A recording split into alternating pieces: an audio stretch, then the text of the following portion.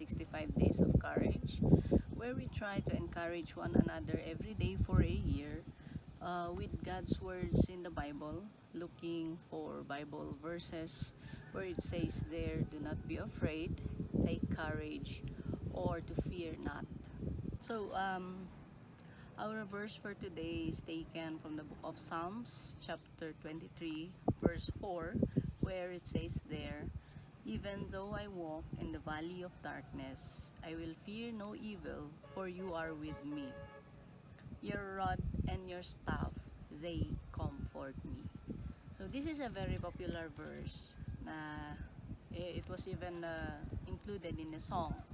Yung title is The Lord is My Shepherd. Bakit siya popular?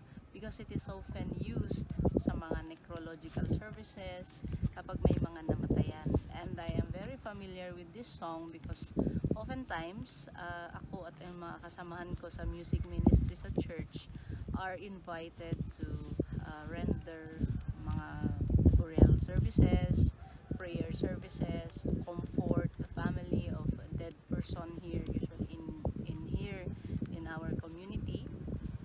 And hindi ito nawawala sa listahan ng mga kinakanta.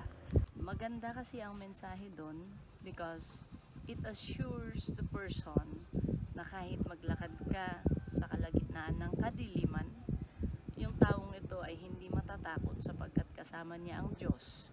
The staff and the rod of the Lord is comforting doon sa taong yon. Napakagandang reminder ito para sa atin na huwag tayong matakot because God is always with us. Hindi niya tayo iiwan. Hindi niya tayo pababayaan. And His rod and His staff, yung kanyang tungkod, yun ang magiging gabay natin. Di ba yung mga bulag, they have their tungkod and it is guiding them kung saan sila papunta. Di ba igaganon nila yan because they do not see where they are going. It will be the rod, the staff that will guide them. Yun ang mensahe sa atin ngayon. If we are in a dark place, darkness is oftentimes signified by trials, mga problema natin sa buhay, kaguluhan na kung saan hindi natin alam kung saan tayo patungo. We let God's staff guide us. And let us be reminded by the presence of God in that staff or in that rod. Why? Kasi we will depend on it. Yung mga bulag, nakadepende sila doon sa saan tumatama yung kanilang rod, yung kanilang staff. At yun ang mag-guide sa kanila kung meron bang medyo elevated na portion na baka pwedeng makatapilok sa kanila. Meron bang nakaharang sa dadaanan, doon nila malalaman lahat yan. Because they do not have sight. Diba? Bulag nga. Just like us, hindi nga tayo bulag. We have our own eyes. 20/20 vision man yan. But there will be times na darating sa punto ng buhay natin yung kadiliman na sa pamamagitan ng mga problema, kaguluhan sa ating buhay, nakakailanganin natin ng mag-guide sa atin dahil minsan hindi natin alam saan tayo papunta, hindi natin alam kung saan patungo. Natatakot tayong humakbang dahil baka mahulog tayo or matapilok tayo or may mabangga tayo. Kakailanganin natin yung tungkod ng Panginoon. Ang tungkod na ito ang magpapaalala sa atin, huwag tayong matakot na humakbang as long as nasa atin yung tungkod ng Panginoon. Because ang tungkod na ito ang mag-guide sa atin sa ating dadaanan para hindi tayo mahulog, para hindi tayo matapilok, para hindi tayo bumangga at makakarating tayo doon sa ating paroroonan na walang anumang mangyayari sa atin along the way. And that also leads me to today's gospel, which is taken from the Gospel of John chapter 17 verse 15. This is where we see the conversation between Jesus and his Father, na kung saan he is telling his Father, now I am coming back to you And of course, I am leaving the flock, yung flock na binigay mo sa akin. I am leaving the people na ibinigay mo sa akin. I am leaving them with your instructions. Pero ang kagandahan dito is itong specific verse na ito, sa verse 15. Anong sabi doon?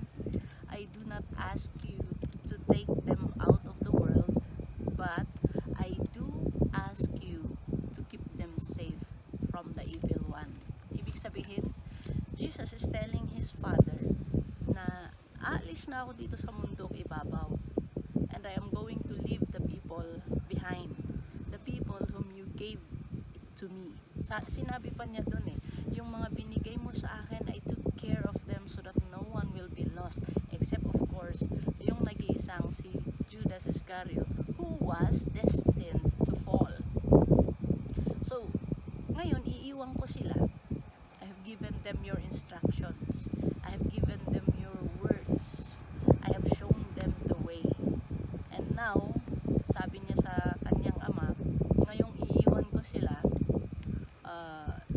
they will face a lot of trials, they will face a lot of troubles, they will face a lot of tribulations, they will face a lot of challenges along the way.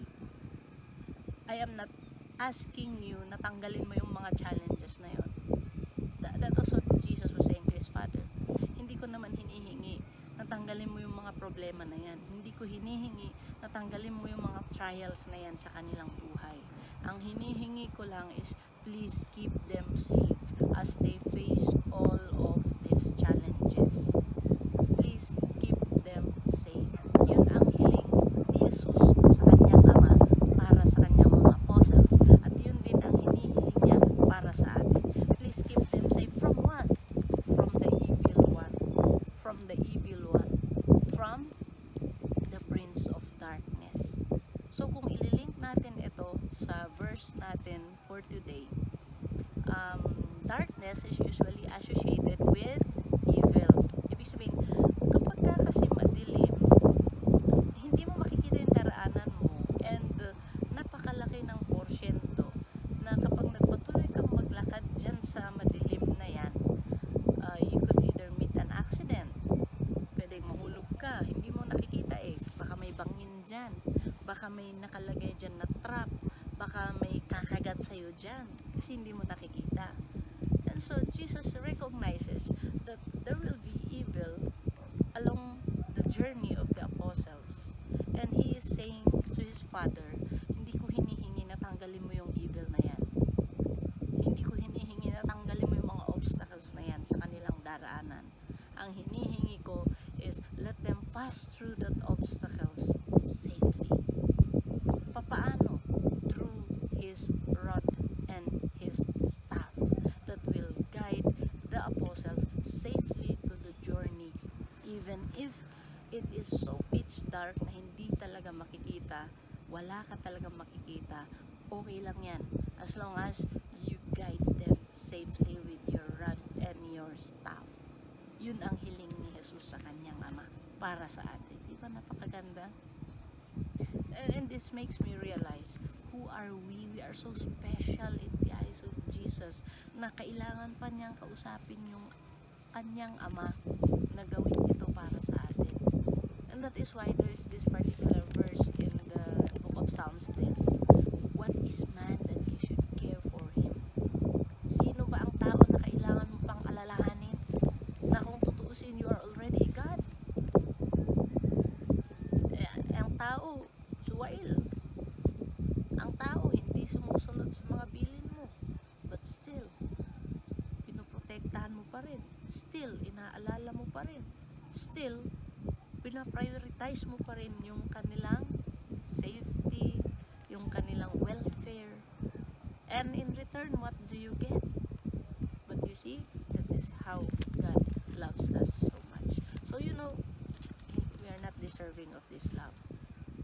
Pero ang hinihingi lang sa atin ng Panginoon is, in this life, in this journey, huwag tayong matakot na humakbang kahit pa napakadilim ng paligid, kahit pa hindi natin nakikita yung dadaanan natin, as long as we allow the rod and the staff of our Lord to guide us dun sa ating dadaanan, doon sa ating tatahakin, that is assurance enough na magko-comfort sa atin na do not fear. Even though you walk in the valley of darkness, we should not fear any evil that comes upon us, because God's staff and rod is always there to guide us. As long as we let it guide us. Yun naman ang sinasabi ko rin dito. As long as we let God guide us to safety. Imagine, pinakiusapan pa ni Jesus ang kanyang ama para lang dito. On our part, yung pag-allow lang natin na i-guide tayo ng Panginoon ang hinihiling din niya. And so, panigurado hindi tayo mapapahamak because God's staff and rod is there to guide us. Just like the staff that is used by the blind person that guides him to where he is going. So, don't be afraid. Just let God's rod and staff guide you safely. Hindi ka mapapahamak. Alright, so that is our encouraging verse for today from the book of Psalms. Sana hindi lang tuwing may patay natin kakantahin ito. Actually, takot ako sa dilim. Why? I have mentioned in one of my videos the past days na takot ako sa multo. And I associate yung dilim sa multo. Why? Kasi wala akong makita eh. So what do I do kapag nandun ako sa madilim? Kumakanta ako. Lalo na pag mag-isa ako. When I was studying in law school, I have to drive 1 hour or more from where I was staying in Lagawe to where I was studying in Bayumbong. Halos 1 hour 30 minutes yan. Kaya bumili ako ng motor so that I can go home after classes. Kasi in the morning, I report for work doon sa pinagtatrabahuan ko, which is the Ifugao Provincial Jail. And syempre yung klase ng law school is gabi. We start at 5:30 in the afternoon up to 9 o'clock and sometimes 9:30, and after that uwi na. So there's this portion doon sa highway in between Lamut to Lagawe na nakakatakot. Wala pang mga bahay noon, ngayon meron na. Nakakatakot na kung saan it's so dark, and there are stories kasi na naririnig ko about it. May mga nagpapakita or may namamatayan ng makina, mga ganung bagay. So kapag alam ko malapit na ako doon, I sing. What do I sing? Hindi love song. Anong kinakanta ko? I sing yung song Lead Me Lord. At pagdating ko doon, nilalakasan ko talaga just to drive my fear away. And I feel na itong kanta na to is God's rod and staff para sa akin. Pagka nakalagpas na ako dun sa portion na yun, I can now breathe normally. But I continue to sing hanggang sa makarating ako kasi around mga 20 to 25 minutes pa ang biyahe. So yun, that's what I do. And so, sana hindi lang tuwing may patay natin kakantayin ito. Let's sing it when we are afraid. Why? Because it will try to remind us na huwag tayong matakot, because God's staff is always there to guide us, to comfort us dyan sa kapanahunan ng kadiliman na yan. Okay? Goods ba? Alright. So guys, thank you once again for watching and for tuning in. And I'll see you tomorrow on day 17 of our 365 days of courage. Bye! Love you!